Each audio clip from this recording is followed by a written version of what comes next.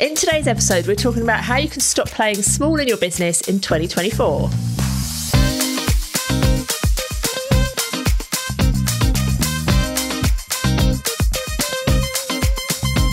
Welcome to JFDI with the Two Lauras, the podcast for freelance social media managers, where we share our decades of experience to help you build a business that not only makes you a profit and supports your family, but that you actually enjoy working in, because otherwise, what's the point?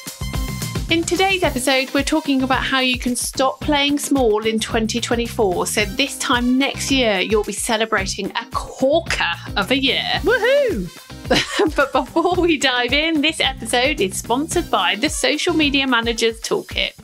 After this episode, you're bound to have a ton of questions, and we would love to help answer those for you, because there's only so much we can share on a podcast. So we'd love to invite you to come and hang out with us for free in our free Facebook community. It's called the Social Media Managers Hub, and it's where all of our best podcast listeners hang out. To join the group, all you need to do is to open Facebook, search for the Social Media Managers Hub, or go to the socialmediamanagershub.com. Pop your email address in there, hit the request to join button, and we will let you in so we can continue chatting and answer all your questions. Okay, Laura, let's dive in. Let's go. This podcast, we don't want it to be a negative one. We're going to give lots of tips on how we can move up into 2024 with a kind of winning attitude, whoop, whoop, and how we can make sure that we kind of make as much money or make as much of a success as of your business that you want to without burnout, without it being really stressful, without having to deal with dickhead clients. Let's just make it easy. We just want it to be easy, yeah? Easy life. Yeah. And the reason Laura said is we don't want to make this negative is because we are going to address some mistakes that we're seeing people make, right? Yeah. So we're going to lead with a mistake, and then we're going to tell you what to do instead. Yes? Yes. Am I right? Okay, let's go. Mistake number 1, Laura Davis. Stop charging peanuts. Yeah, I have to agree with this. Pricing it's a tricky one. It's a real tricky one. And we see this all the time, don't we? We get screenshots of people and they share, oh my God, have you seen what they're charging? They're charging like 50 quid. How am I going to compete with that?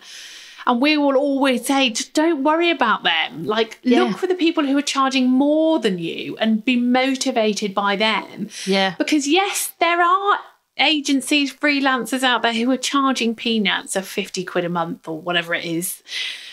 But that doesn't mean you have to. And actually, lots of businesses don't want the cheapest. You don't see Harrods worrying about what Lidl are charging, do you? No, you do not. You do not. So let's not worry about the people who are charging less than us. They're not your competition. Yeah. Yeah. Because also the clients they're working with have got hardly any money. Yeah. You don't want to work with those ones. Yeah. You want to find yourself your Harrods client. Yeah. They want the best that they can afford. And every business is going to have different budgets. And on that, I think that there's this misconception that people are always looking for a bargain and they're always looking for the cheapest price. And what you've just said is absolutely right. People are not looking for the cheapest thing. They're looking for the best thing that they can afford at whatever budget they have at that point. So if they've got £1,000 to spend, that's what they're looking to spend. They're not thinking, oh, there's someone who only charges 50 quid. I'll have them. They want the best person for that budget. So, yeah. I think I can picture it now, and I've been there. I've totally been there, where you sit down and you put together your price for your client, and every price should be bespoke. Remember, we are not here for packages, gold, silver, platinum, all of that jazz. You just need one bespoke price for your client. And I've been there where I've figured it out and thinking, right, this client, I need to charge £1,500, whatever it is. And then I go, but you know what? Maybe I should, that does sound a lot, or maybe I should knock it down, or what happens? And before you know it, I've talked myself out of it. And you've only got to go and talk to somebody else in a completely different industry, and you might say, oh, I'm thinking of charging £1,500, and they'd go, oh my God, why are you so cheap? Yeah. But we don't, because we're not exposed to that, because often we're sat in isolation on our own. We start to talk ourselves down. Not everybody does that, and that's fine. But it's like we're kind of making a judgment of somebody as to whether or not they can afford it and whether they're going to think it's expensive. Yeah. And we're not mind readers. We can't see inside their brains. So we don't actually know what they're going to think. Like, my husband is a carpenter, right? And he's just done a load of work for somebody. And he said to them, I'm pretty sure she doesn't listen to the podcast, so I'm sure it'd be fine for me to say this, but he said to her that this job is going to cost between £4,000 and £5,000, right? Now he's coming to do his invoice to actually get the final payment. He's like, oh my God, it's cost £500,000. And he's really worried. But he's told her that already. And he's worrying about it, thinking that she can't afford it. But we know she can afford it because she's already agreed to that price. So it's like, why do we second guess these things and think that people can't afford things when we actually don't know? And the worst thing is to send a proposal in with your price and they say straight away, oh yeah, bargain. Yeah. So where do I sign? Like, it's gutting because you think, fuck, I could have put like another bloody grand on that or what more. And I think if you are finding that all of your clients are like, when you're sending those proposals, they're coming to you with a really quick yes, you are too cheap. Yeah. Because it should be an easy yes in that how you've positioned that price and your proposal has given all the context they need to make that decision. But it shouldn't be an easy yes just based on the price.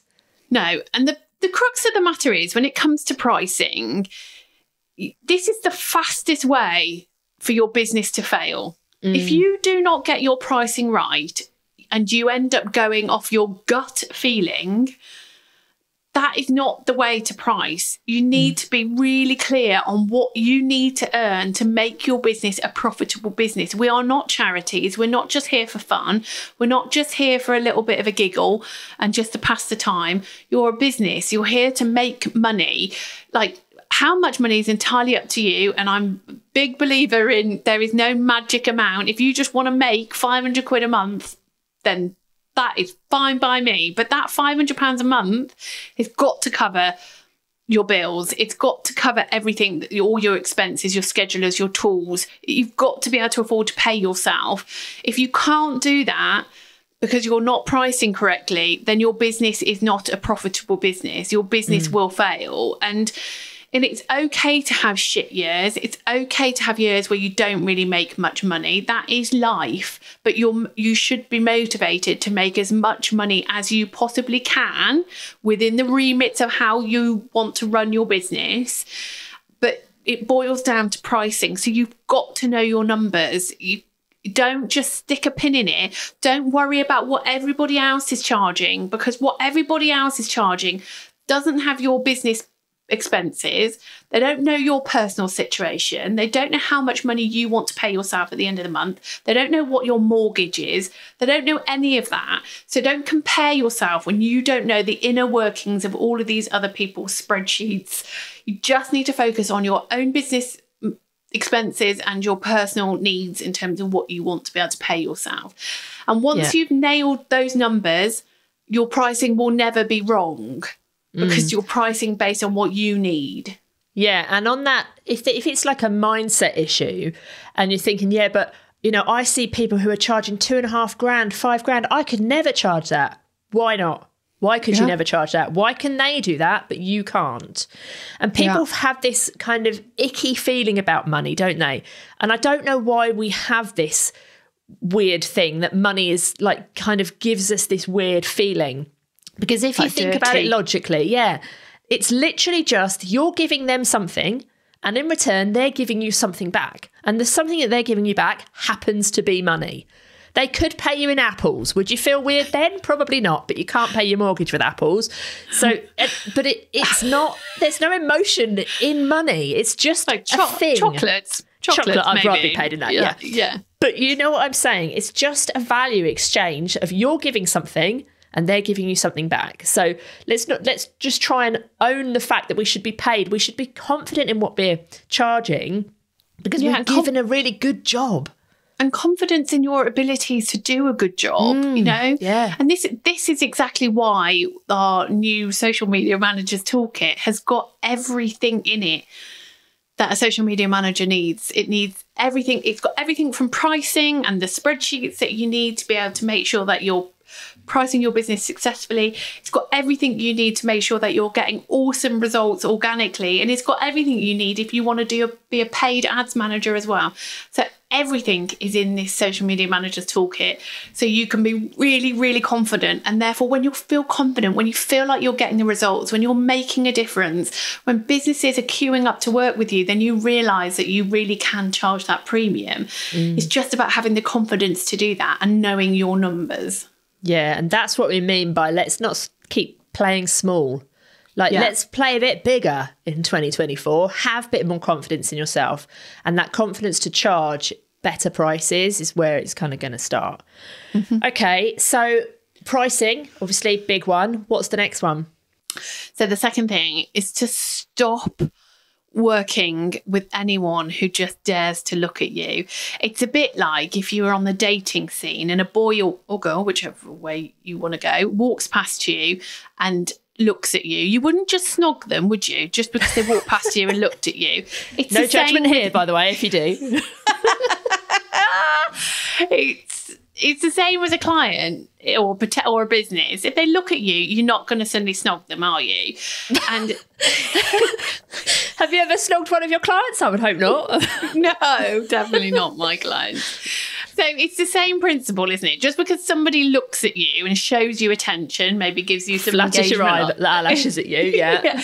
Gives you some attention on social, likes a few of your posts, maybe drops into your DMs. It doesn't mean you've got to work with them. We just need to be a bit picky about who we work with. Yeah, we've 100%. got to make sure that their businesses are good businesses to work for. So whether that be, you might want to do a finance check on them to check that they are people who pay their bills, or maybe they just don't have the setup. They've not got a website yet, or they've not got their own business kind of systems and processes sorted, or so they're just not ready to outsource. There may be other things that you can do to support those kind of businesses who aren't quite ready for you yet.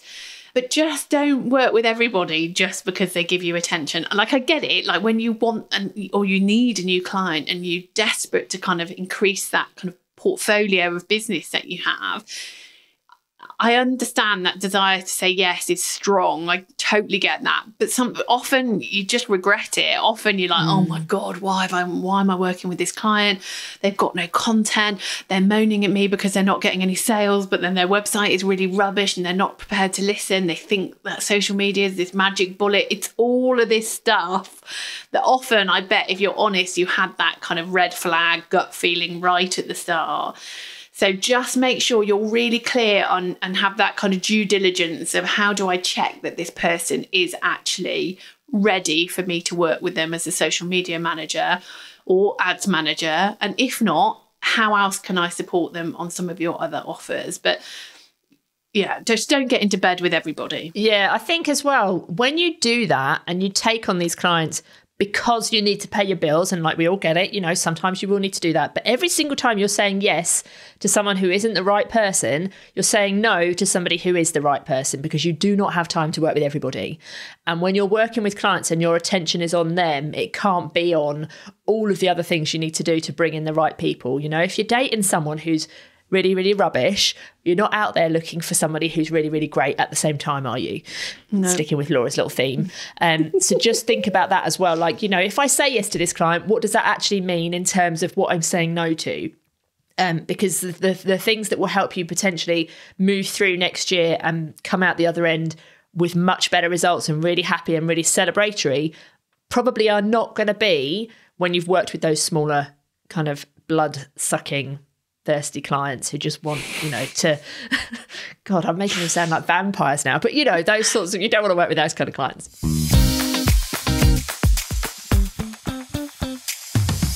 Right, I've got one. I would love people in 2024 to be really careful about who they're taking advice from when it comes to working as a freelancer in the social media space, because we need to kind of, well, not we, because we don't do this, but people in general need to think about who they're listening to and stop taking advice from people who have never been freelancers. Some people never even hired a freelancer, And they've definitely never worked in social media with clients. It's very different doing your own social media than it is working for another business and doing their social media. The two are not comparable at all. And so when you are taking advice and getting support from like business coaches, trainers, whatever, who have not got that experience and they are just basing it solely on what they know, it's not going to help you. It's not going to help you move forwards to the place that you want to be this time next year.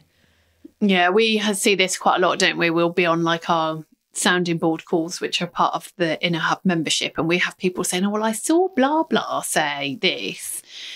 And it's like blah, blah, who's a coach from, the business industry, they don't even know, clearly they don't even understand social media, and they're saying that in my proposal I should be putting this, and it's like, well, there's like no logical reason, like nothing, like you can just tell that they are very broad in the type of businesses they work with, and certainly their business background doesn't kind of transfer into freelance social media management and ads management, and the two are probably very similar in terms of the two offers. But so I think it's really important to just think, does this person know anything about my industry? Because that's something that I used to find when I was a freelancer.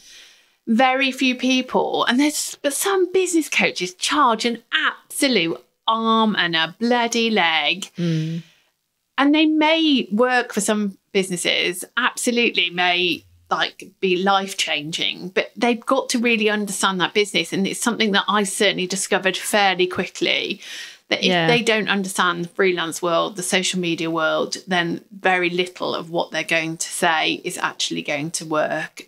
So I learned that very quickly, but unfortunately we still see lots of people now spending high sums of money. And we've had people in our DMs, they get really upset because they've spent all this money and then they're getting this really bad advice and they don't know how to get out of it, and they're in a bit of a pickle. And obviously we'll try and help people as much as possible, but it's just a bit soul destroying that this is what's happening. Yeah, I agree. It's very different. If you're a business coach or any other sort of industry where you're supporting people, it's very different supporting somebody who's like a bookkeeper or who's, I don't know, like a copywriter, compared to somebody who's a social media manager, because those sorts of people, it's not constant work where they're dealing with all sorts of different aspects of the job. Like social media managers do so many different things. Copywriters, copyright. Social media managers, copyright. They do ads, they do content creation, they film reels, they deal with customer services, they deal with complaints, they do crisis management, they deal with influence. Like I could go on and on and on and on and on. We'd be here a long time. But it's very, very different, isn't it? And I don't think there's very many people who understand that. No, and I think some top level advice might be relevant to lots of different industries, but actually when you get into the detail of social media management and ads management, it's a whole different kettle of fish. And if people don't recognise that, then you definitely shouldn't be taking advice from them. Yeah. So just be careful about who you're taking advice from in 2024. Okay, Laura Davis, next one. So the fourth one is make sure you have variety in your income. Like, don't just rely on one source of income. Like, we do kind of go on about this a bit, and it's for a reason. You've only got to look back at over the last few years and you see how much people's businesses can change literally overnight. And the businesses that are set up to have a variety of different income streams means that they have a bit more flexibility. So if one of those income streams disappears overnight, i.e. you had 2 clients paying you, $2,000 in total a month, if they both get rid of you in the same week and you have no other ways to make money, to hire a new social media client doesn't happen overnight. So, like, if you're lucky, it might, but it's unlikely to. So you need to make sure that you have other sources of income that you're not necessarily pushing all the time. But for example, if you lost a client, I know you don't have bucket loads of clients now, but back in the day, if you'd have lost a client or suddenly lost a big chunk of your income, the following day, if I know you well enough, you would have been out there promoting a masterclass, or you quickly, because you have those systems and processes and you knew what you were doing, you understood the offer, you understood your audience, you would go straight out there and you would be able to sell something that would be able to make you some money to fill that gap until you got a replacement client. Yeah.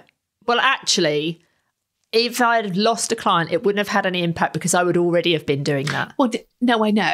But my point being that some people, you don't have to be doing all the things. You don't have to be having a full complement of clients running masterclasses every single week, like running 10 million power hours. Like, you don't have to be doing that. But the point is, you need to have flexibility in your business and flexibility in those income streams that when necessary, you are able to lean more on one than another. So, you know, it may be July and your income's down, but you don't want to be taking on a new client because you really want to enjoy the first, you know, the 6-7 week school holidays. So you don't want to take on a client in that period because, let's face it, when you first start working with a client, it's pretty full on. So you think, well, how am I going to get more money in my bank because I need it to pay for the extortionate things that summer holidays cost us? So you'd be able to go, okay, well, this is what I'm going to do instead. I'm going to do a masterclass, or I'm going to sell 10 power hours to get me through the summer on those child-free days that you might have. Whatever those things are, you need to know now what it is that you want to offer within your business. What do your audience need specifically? Because obviously everyone's audiences are going to be different. How are you going to run them? What do you need? Do you need tech? You know, it's all these things. Don't think about that then. Think about that now and plan your business so you have flexibility, and it just removes any risk then. It means that you've hopefully always got some money or able to quickly make money within your business should you need it. Yeah, 100% agree with you on that. Definitely. Okay, Laura, let's do one more thing that's going to help make a big impact then in 2024. Own it. What are we actually owning? I can imagine like the Nike tick. What's that? Do it. Just do it. Just own do it. Get that on a graphic. just take confidence in what you do for who you do it for. So whatever your niche may be, go all in on that. Like, become known in that niche for you. Like, you want people by the end of 2024, you want people to be saying, oh, I know who you need to speak to. You need to go and speak to blah, blah, because she's the expert at Instagram Reels, or he's the expert within the hospitality, you know, trade. Whatever your niches are, you want to become known in your circles for your niche, but you're never going to be known for it if you don't have your own confidence in yourself to be it. And I know niching seems to scare a lot of people, and you know, we could do a whole podcast on niching, and it's not for now, but just think, who do I want to be known for? Why do I want people to come to me? And tell the world that, like, put that on a graphic and you know, just own it, and stop kind of trying to be a kind of jack of all trades, master of none. You know, nowadays, and back when I started, you could be a social media manager. That was it. You could be expected to work on all platforms. And because the platforms write some blogs, tweak some websites, do all of that stuff as well, yeah? But social media back in the day, it makes me sound really old, was very basic. You know, Facebook was just Facebook. There was no Facebook groups even when I started out. Instagram was just about there, but it was just where everyone put that really dark filter on, and and pictures of their avocado on toast. And everyone had a white border. You know, it was all of that kind of jazz, and it wasn't really used for business. LinkedIn was just where people just used to brag about their new job, if that, to be honest. Twitter, with everyone having Twitter chats, that was it. Like, it was all, TikTok didn't exist, Snapchat kind of just about existed, but not really for business, and it was just all very, very simple. But now the platforms are huge. They are, like if you look at just Instagram alone or Facebook, the functionalities, the stories, the reels, the groups on Facebook, the broadcast channels, just the normal posts, the fact that you can do videos, carousels, single image, like the highlight, like it's a lot. I can see smoke coming out your ears just thinking about it. I think we just need to accept that we can't all be everything in the social media world anymore. So don't try to be, because what will happen is you just won't become known as an expert in anything. Yeah. You just need to own it and own what it is that you really are good at. And if there's one platform you kind of gravitate to more than another, the chances are that's the platform you just need to position yourself on. Stop trying to be all to everybody, because nobody wants all to everybody. Like my clients, for example, they know that I won't, because that's not my job. I won't do anything to do with the website. They know that YouTube isn't my thing. So if they need YouTube help, they know to go somewhere else. They know that I'm not a videographer. So they know they hire another videographer. They know that I'm not an email marketer. So they hire an email marketing company. They know my limitations. They know the platforms I'm comfortable on. They know I won't touch Twitter or X or whatever the hell it's called now. They know that, and they understand that it's because how one platform works is very different to another, and they respect the fact that I know what I know. And I think that needs to be across the board. So you just need to own what you know and not worry about what you don't know. Yeah, and I think coming at it from the other angle, like if we were going to hire somebody, for example, to look after our socials, we would not hire a social media manager. We would hire somebody who is an Instagram expert, probably, somebody maybe even who could create us videos for Reels as well. Might not even be the same person.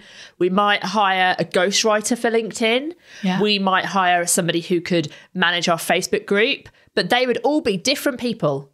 We wouldn't ever hire one person thinking that they could do all of those things.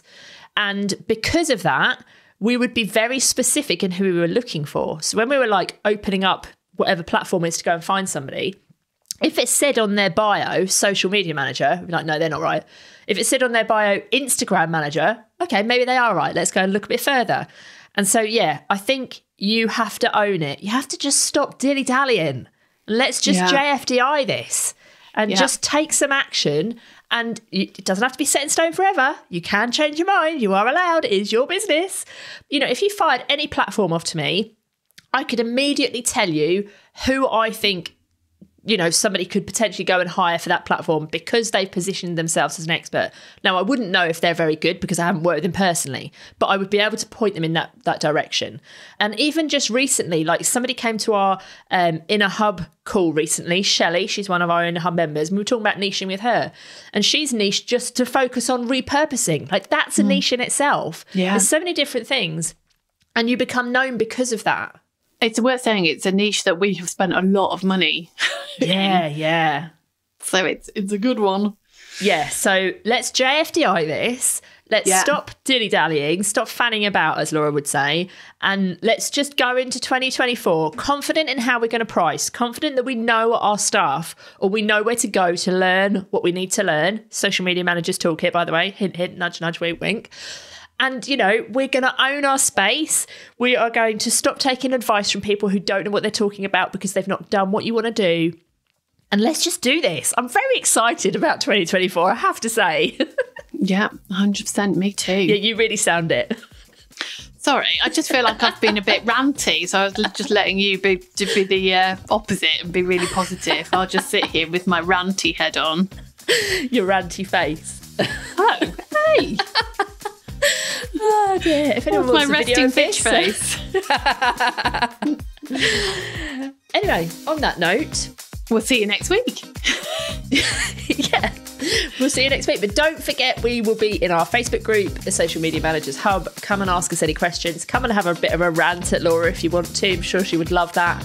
And we'll be back next Tuesday with some more tips and advice to help you to crack on and build an amazing business. We'll see you then. Toodle pip. Ah, that's what I was going to say. Au revoir.